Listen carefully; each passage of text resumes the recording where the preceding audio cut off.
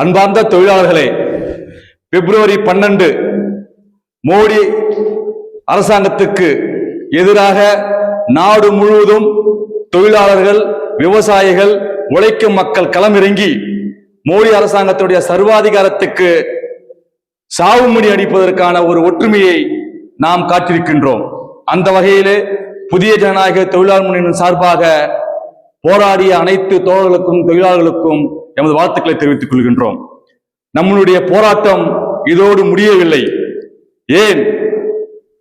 போராடி பெற்ற உரிமைகள் அனைத்தையும் கார்ப்பரேட்டுடைய லாப வெறிக்காக இன்றைக்கு ஒன்றிய மோடி அரசு பாஜக கும்பல் சிவப்பு கம்பளம் விரித்து அம்பானிக்கும் அதானிக்கும் ஏகபோக முதலாளிகளுக்கு படையில் வைத்துக் கொண்டிருக்கின்றது. இதனை எதிர்த்து ஆங்காங்கே கிளர்ச்சிகள் நடைபெற வேண்டும் என்கிற நோக்கிலே வருகின்ற பிப்ரவரி 16 மக்கள் கலை இலக்கிய கழகம், புதிய ஜனநாயக தொழிலாளர் முன்னணி, விவசாயிகள் விடுதலை முன்னணி, புரட்சிகர மாணவர் இளைஞர் முன்னணியின் புரட்சிகர அமைப்புகள் சார்பாக பாசிச பாஜக ஒன்றிய அரசினுடைய விரோத சட்டங்களை ரத்து செய்து நடைபெற போகின்ற சட்டமன்றத்திலே தீர்மானம் போடு என்கின்ற வகையில் புரட்சிகர அமைப்புகள் சார்பாக சென்னையில் ஒரு கோரிக்கை பேரணி நடக்க உள்ளது.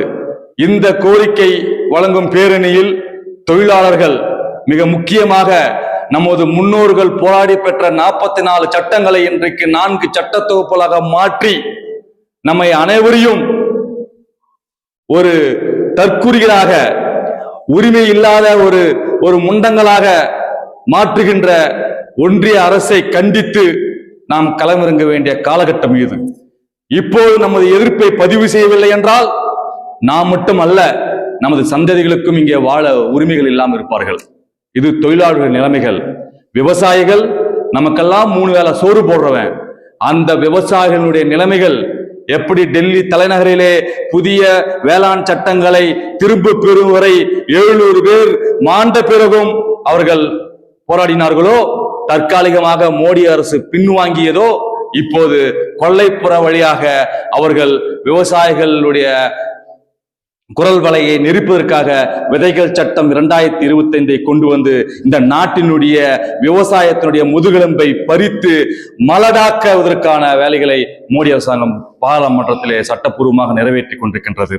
அது மட்டுமல்ல, இந்திய அமெரிக்கா வர்த்தக ஒப்பந்தத்தை திணித்து $44 லட்சம் கோடி அமெரிக்கா பொருட்களை இந்தியாவிலே இறக்குமதி செய்வதற்கு நிச்சயமாக நயவஞ்சமாக மோடி, அமித்ஷா கும்பல் இன்றைக்கு ஒப்பந்தத்தை நிறைவேற்ற தயாராகி கொண்டிருக்கின்றார்கள்.